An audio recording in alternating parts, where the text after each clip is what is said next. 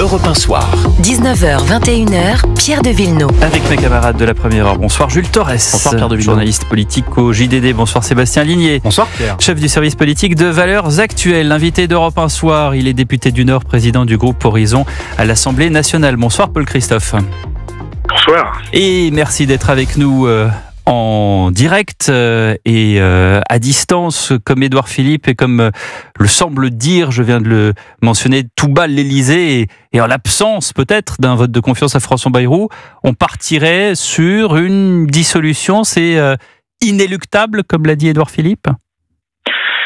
Écoutez, je pense qu'Édouard Philippe a raison de dire que si le blocage devenait total, la dissolution finirait par être inéluctable. C'est une vérité que l'on se doit de dire aux Français. Après, est-ce que je souhaite une dissolution ?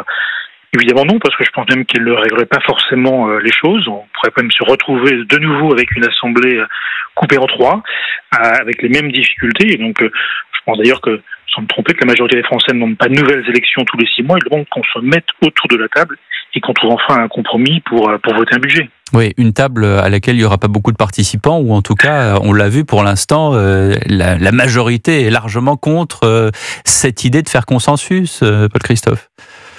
Oui, c'est assez dramatique d'ailleurs, et c'est révélateur d'un autre sens. Ça veut dire quoi ? Ça veut dire qu'aujourd'hui, le vrai problème, c'est pas la dissolution, c'est que les partis politiques ne pensent plus qu'à leur intérêt propre, à l'intérêt politique, plutôt qu'à l'intérêt général. Je pense que le Premier ministre, François Bayrou, a eu raison de poser un constat clair par rapport à la situation, un constat qu'on partage d'ailleurs depuis très longtemps chez Horizon. On avait déjà posé à notre tour un certain nombre d'alertes, et on voit qu'aujourd'hui, la seule réponse qui est apportée par les extrêmes, c'est de nouveau une réponse politique, en appelant soit à la dissolution, soit à la démission du président, comme je l'ai déjà entendu malheureusement lorsque je faisais partie du gouvernement Barnier. Mais y compris quand vous entendez par exemple Bruno Retailleau, qui tout à l'heure était au MEDEF, il a eu cette phrase qui mérite quand même d'être entendue. Il dit, attendez, le 8 septembre, c'est pas pour ou contre Bayrou, c'est pas un référendum ad hominem contre un homme et contre une politique, c'est de savoir ce qu'on fait. Est-ce que vous êtes d'accord avec lui ?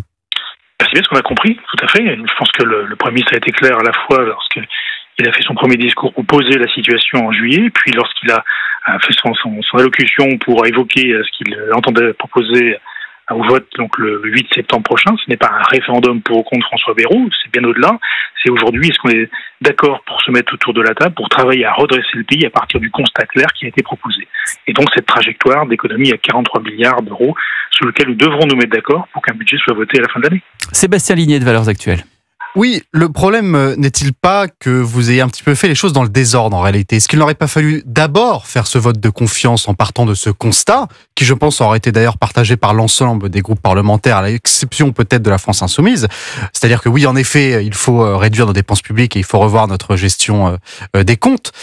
Avant de commencer à présenter des pistes budgétaires comme l'a fait François Bayrou en juillet. Quand vous dites que François Bayrou, finalement, en juillet, il a fait son constat, non, il a fait plus qu'un constat en juillet. Il a proposé un plan complet, qu'on partage ou non, qu'on trouve suffisant ou non, et ensuite il fait ce vote de confiance. Donc évidemment, vous ne pouvez pas reprocher aux oppositions de voir dans ce vote de confiance un espèce de blanc-seing qui serait donné pour le budget derrière. Est-ce qu'il n'aurait pas dû faire les choses, oui, dans le sens inverse, c'est-à-dire d'abord partager le constat et ensuite débattre des solutions plutôt que ce qui a été fait par François Bayrou. Paul Christophe. Si on rebobine le film, ce constat, on l'a déjà fait l'année dernière.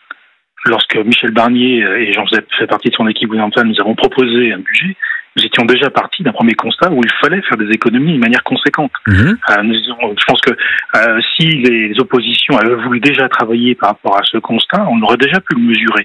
Après, on peut refaire l'histoire, mais je pense que nous avons de la politique depuis assez longtemps pour voir le jeu des uns et des autres. Et on voit bien qu'aujourd'hui, la posture politicienne des différents partis politiques de l'opposition ne vise uniquement et simplement qu'à provoquer le chaos et non pas à répondre à la question. Je pense que l'analyse que vous faites, elle est très juste et elle est bien partagée par les partis politiques qui s'empêchent d'y répondre. Mais vous mettez tout le monde dans le même sac, aussi bien le RN que les partis de gauche ? Il suffit de les écouter. Écoutez, moi je fais comme vous. Mais il n'y a aucune nuance entre ce que dit par exemple tout à l'heure dans le débat au MEDEF, ce que dit Jordan Bardella et ce que dit par exemple Marine Tondelier ou Manuel Bompard. Bardella était très clair, il a dit moi j'appelle à la dissolution. Madame Tondelier dit c'est très clair, moi je répondrai pas à l'invitation de François Bayrou. La France Insoumise a été la première à dégainer sa volonté aussi de tout renverser, donc je pense que c'est compliqué. Et maintenant, je pense que je me tourne plutôt vers les sociodémocrates, puisqu'on voit que parfois leurs discours sont partagés.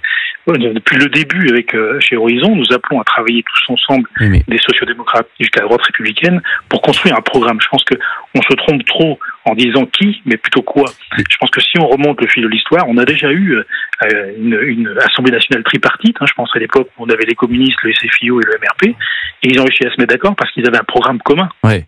Et à partir de ce moment-là, ce programme commun a été fait, un gouvernement a été constitué, et il a pu mener un certain nombre de textes à échéance. Jules Torres, oui, mais là, en l'occurrence, bonsoir monsieur Christophe, il y a pas de programme commun, il n'y a pas de majorité commune, il n'y a aucune majorité qui se dégage. Et moi, il y a quand même un argument que j'arrive pas à comprendre depuis 4 jours et même depuis un petit peu plus longtemps, c'est que vous reprochez sans cesse à des personnes que votre camp politique ne met pas dans l'arc républicain de ne pas venir vous sauver, de pas venir sauver François Bayrou. C'est-à-dire que pendant des années, on a dit que le Rassemblement national ne faisait pas partie de l'arc républicain, que c'était des néofascistes et le retour de la peste brune. Depuis un petit peu moins de temps, on dit qu'il y a les nouveaux antisémites représentés par la France Insoumise qui sont absolument infréquentables et qu'il est hors de question de voter des textes avec eux. Et puis là, on a des membres du socle commun, alors peut-être pas vous, mais en tout cas Gabriel Attal, Madame Borne, Monsieur Bayrou, eh bien qui les supplie quasiment après les avoir maudits, eh bien de venir les sauver. Donc est-ce que vous comprenez aussi que eh bien ce sont des oppositions et que les oppositions, eh ben elles sont pas là pour sauver le pouvoir en place?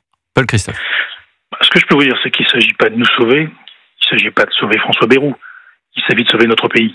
Enfin, ça va avec. Non, mais les cartes vitales vont fonctionner, si je peux me permettre, si François Bayrou tombe. La France va survivre à François Bayrou, monsieur le député. Je le souhaite, je l'espère, si ce n'est que la situation sera bien plus complexe, vous le savez tout comme moi.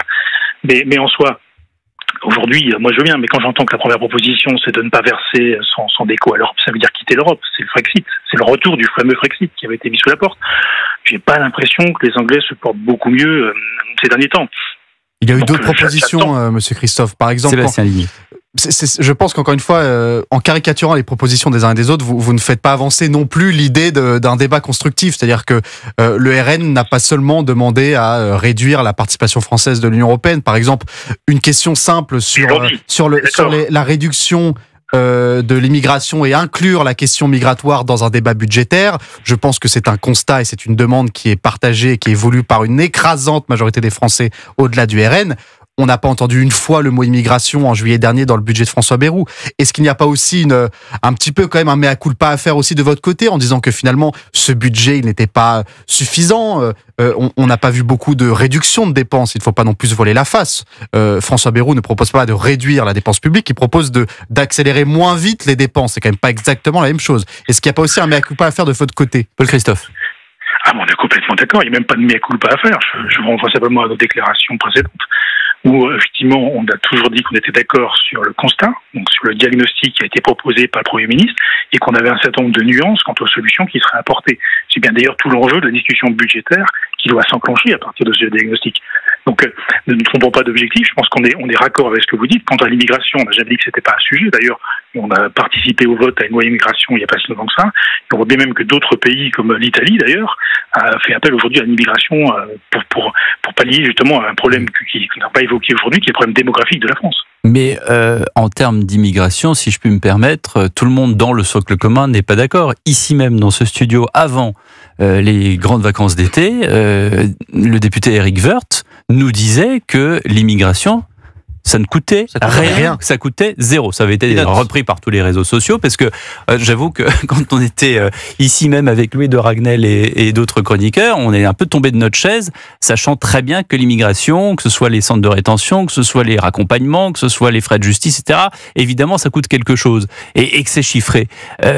Vous comprenez ce que disent mes camarades Jules Torres et Sébastien Ligny, c'est qu'on ne peut pas d'un côté considérer des partenaires politiques comme radioactifs et malodorants et ensuite effectivement leur demander de venir à une même table en disant on s'est peut-être trompé mais on voudrait quand même travailler avec vous. C'est pas tout à fait comme ça que la question est posée non plus.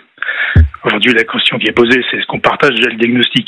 Je vois qu'on n'arrive même pas à se mettre d'accord sur la réponse à apporter sur ce constat-là. Vous avouerez que ça va être difficile de construire les proches d'une solution si déjà on n'arrive pas à être sur ce constat-là et sur notre volonté de traduire donc ce diagnostic par des mesures d'économie qui atteignent peu ou prou 43 milliards d'euros, excusez du peu. Bon, écoutez, on va garder cette touche de pessimisme pour la suite, malheureusement. Non, je suis très optimiste. C'est plutôt du réalisme, monsieur Christophe. Mais voilà, c'est ça que j'aime bien moi sur Europe 1. Vous savez, on se dit la vérité, on se dit les choses et elles sont comme elles sont et elles sont pas faciles. En tout cas, merci beaucoup d'avoir été en direct, d'avoir été notre invité sur Europe 1, 19h28. On continue la discussion avec Jules Torres et Sébastien Linet. Tout de suite sur Europe 1.